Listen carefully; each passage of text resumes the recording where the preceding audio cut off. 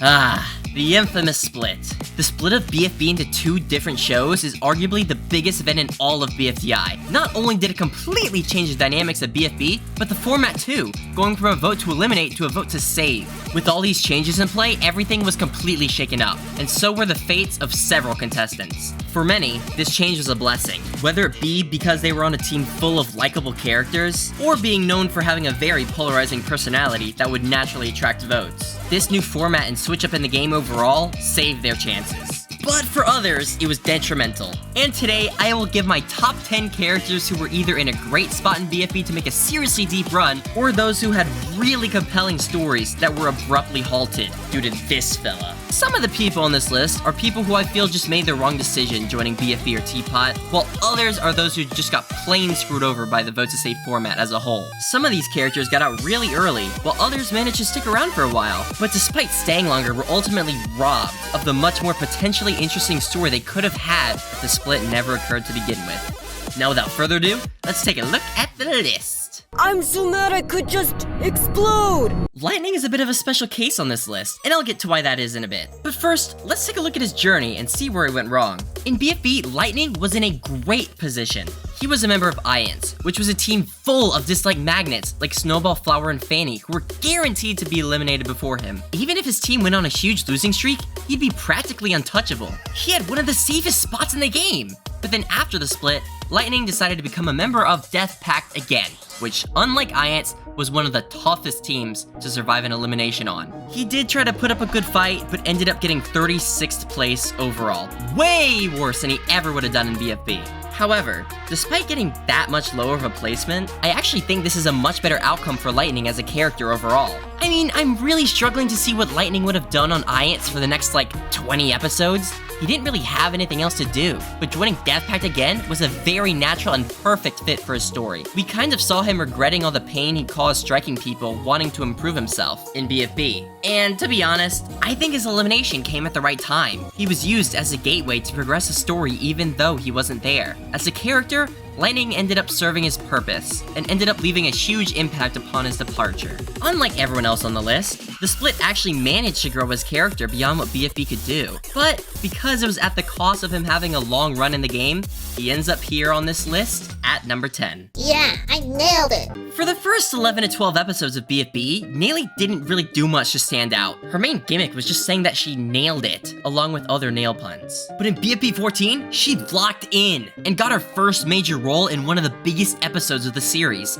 Finally some spotlight. From that point, Naily remained pretty consistent for the rest of BFB, and she had a huge drop-off in votes, going from being in the bottom 2 in BFB 13 to the third person safe in BFB 16. She had momentum going, and being part of a smaller team, she would also have much more time to shine as a character, without as many people to have to compete with screen time for. Then, that green schmuck came in and split her chances of going far right into 2. Unfortunately in TPOT, she didn't have another really big episode, kinda falling back to the middle of the road. Naily isn't really a distinct character with any defining personality traits that really stand out to viewers. Sure, she can be a little quirky sometimes, but it's not enough towards her personality, and people like that get gobbled up unless they could do something really big. But honestly, I don't really know what Naily could have done to survive that far in TPOT, unless a big story got picked up with her. But since that didn't happen, she got screwed.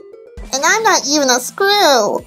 Wait! Saw was very shocking to see get out so early. She was very well liked, up to even when she got eliminated. In BFB, Saw started the game on the right foot, being on Team 3, which was the strongest team there was. She was a pretty solid team member, contributing in challenges and helping others. But then, she decided to inhale those fumes, and that would cause her to just leave for 5 episodes. But by episode 13, she was back, and with a pretty new pink handle, and a little bit more control over number shouting urges. Not completely though. By the time her team finally lost, I expected she'd be one of the ones to get more votes, cause she was just gone for 5 episodes, and I feel like her shouting would get on people's nerves, but no, she was the third person safe. Things were looking really good for Saw, but then TPOT happened. Upon first impression, this change in format didn't really seem like it'd be too detrimental for Saw. It really wasn't the vote to save format that got her in much trouble, more so the fact that she landed on Team 8's, a team pretty much full of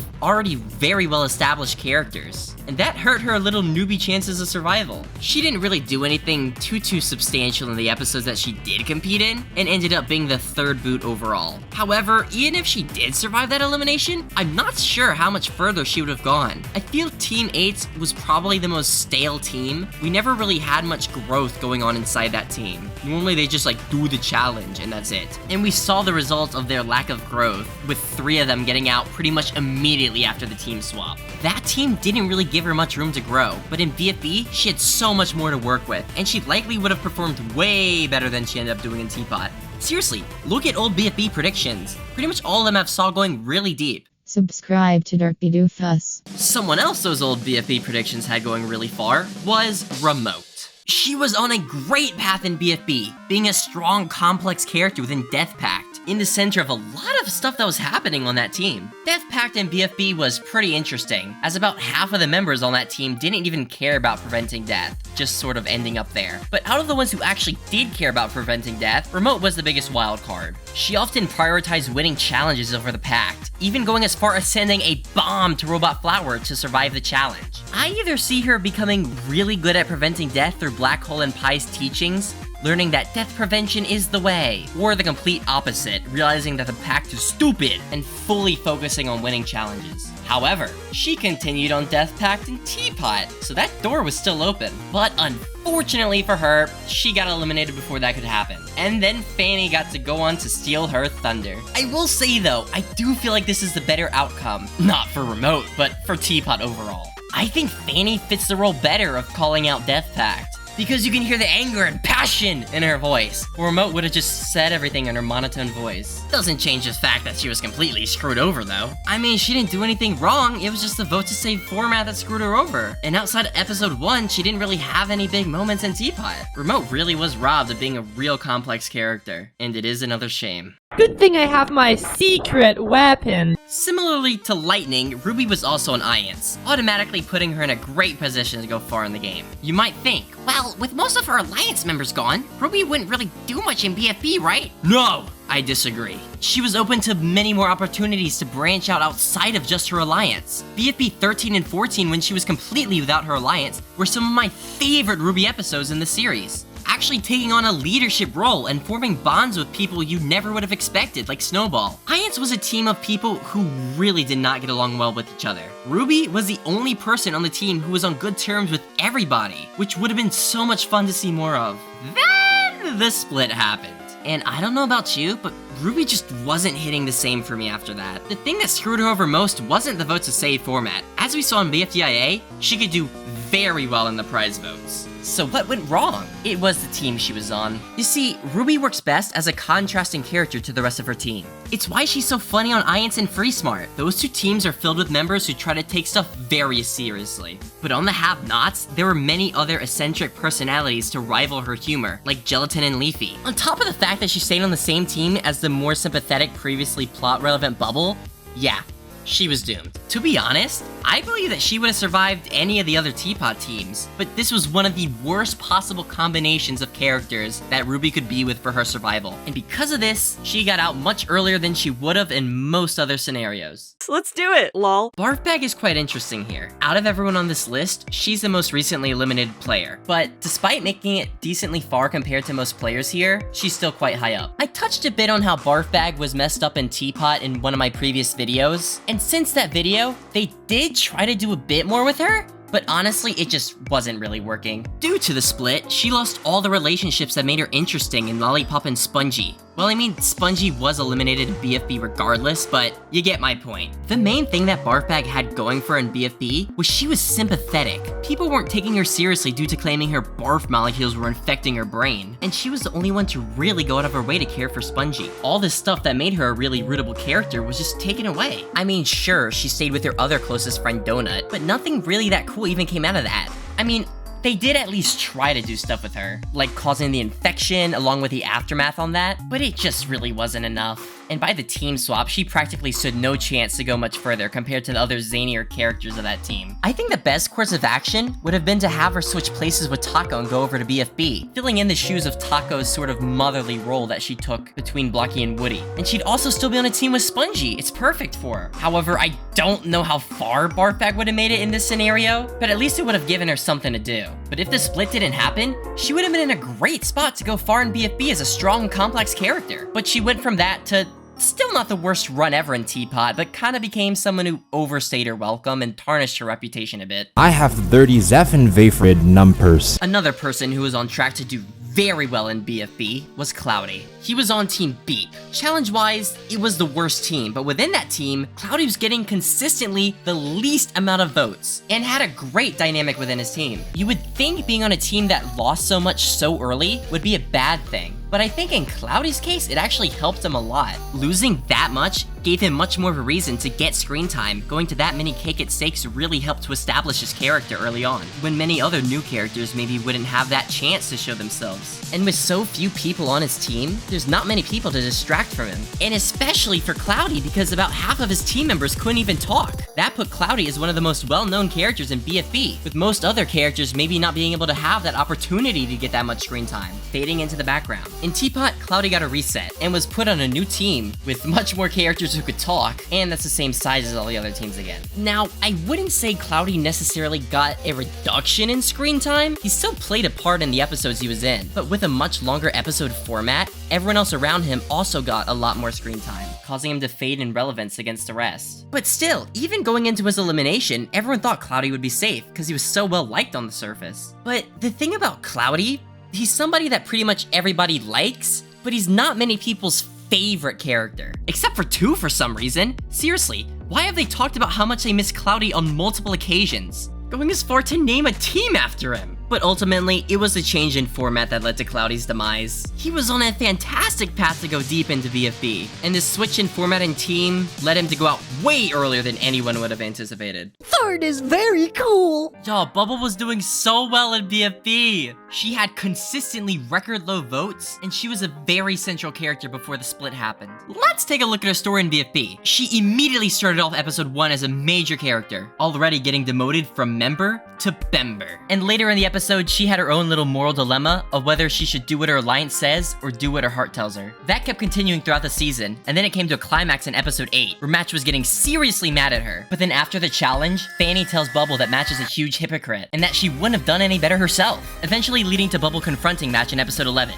right before her elimination in episode 12, which made Bubble feel really guilty, feeling like she did something wrong. And even though you may think that Bubble's main story came to an end anyways, she still had so much potential before the split. She had a lot of options to work with. The biggest one would be a story about her building confidence and finding other friends like Fanny, who actually care about her well-being. I'm serious, she was a real winner contender. But instead of that happening, the split happened and she went to the new BFB, where she was still actually doing pretty well in the votes, even getting the most votes on her team at one point. But she just simply didn't have a story to tell anymore. There wasn't anything big to be done with her.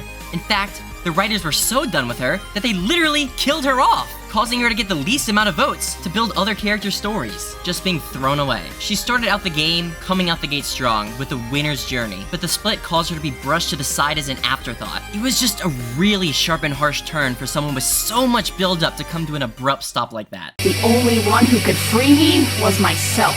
Alright, Taco being this high on this list is a bit of a personal pick for me. There was so much missed potential in her. She was so good at BFB. And I'm not just talking about her being accused of abandoning her team and being shunned, but I love Taco's competitive, clever, and sometimes reckless side. She would always take matters into her own hands, and she had drive. After the split, her personality was pretty watered down and took on the caretaker role, being sort of a motherly figure to Blocky and Woody. As I mentioned earlier, that should have been Barf Bag. Taco should have joined TPOT. I'm not saying what she did in the new BFB was completely out of character, but she lost all the stuff that made her so loved. She was the 4th most popular BFB contestant by episode 13, if you remember. It wasn't so much the split that screwed her over, it's that she joined BFB that made her have so many missed opportunities. And I'm not saying the stuff with Book should have continued. I think that came to an end. Personally, I think Book and Ice Cube also should have went to BFB, because this story was over. In Teapot, I would have loved to see her take on a more competitive team leader role, but I also would have loved to see her make some mistakes sometimes, because she can get pretty reckless, just focusing on the win, not thinking of the repercussions.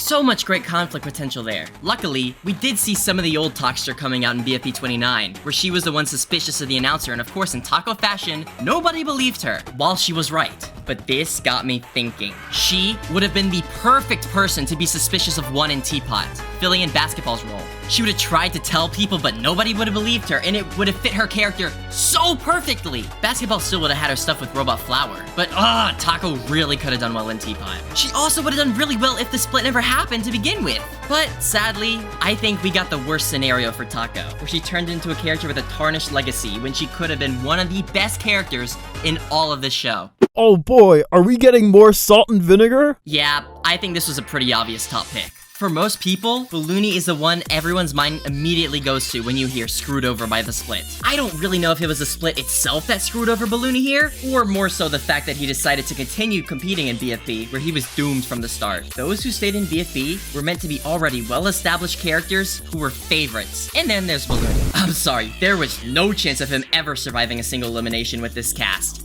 What? For him to have any chance of surviving, they needed to do a lot with him off the jump in BFB 17. And did they do that? No. Leading him to be the first boot. The first boot of the season! That just doesn't sound right coming out of my mouth for Balloony. He had stuff to do before the split.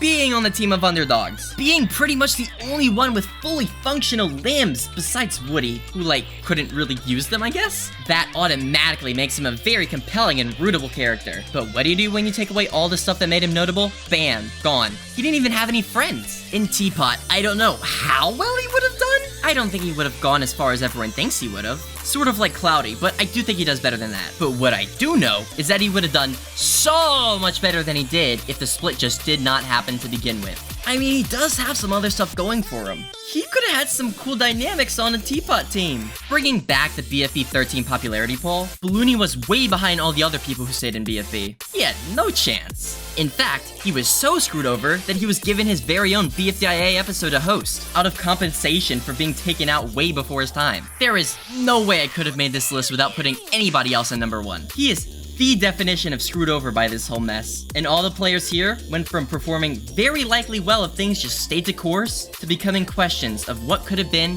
if 2 never arrived. Well, and that's my list. If you enjoyed this video, then please subscribe and like, because it took me a very long time to make. I really enjoyed making this video, but it took a very long time. So if you want a part 2, being top 10 contestants that were saved by the split, get this video to 2,500 likes. It's been a while since I made this type of video, so if you want to see more, then let me know what else you want to see. And comment who you think I screwed over by not even including on this list. Alright, thank you so much for watching, and I will see you next time.